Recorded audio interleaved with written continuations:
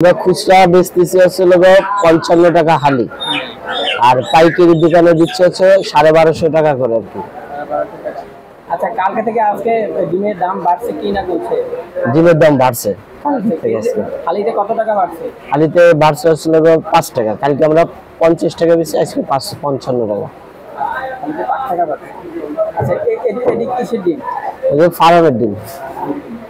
আচ্ছা, এগুলা হালি কত? এটা বাড়ে না, এটা 75 টাকা হালি। আঁশ এটা বাড়ে না, এটা জেনে সেরেছে। এটা কালকে না, আরো এক সপ্তাহ এক মাস আগে যা তাই। এটার দাম কিছু বাড়ছে আর কি। এটা 48 টাকা করে বেচতে, 50 টাকা বেচতেছে। এর দাম বাড়ছে। জি। এই ভাড়ার পিছনের কারণ দেখতে পারবা? আসলে এটা শুধু মার্কেট জানে, আমাদের তো বেশি দামে কিনে নিয়ে আসতে হয়।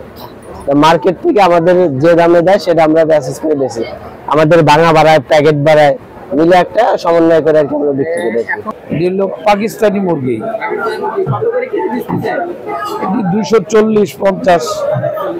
আগে তো বিক্রি করছি 370, 80, 350 এরকম। এখন দাম কমছে কিনা? এখন তো দাম কমছে। কালকে থেকে আজকে দাম কমছে কিনা? হ্যাঁ, কালকে কেমন ছিল, আজকে কমছে কিনা? ওই কালকে একরকমই দাম।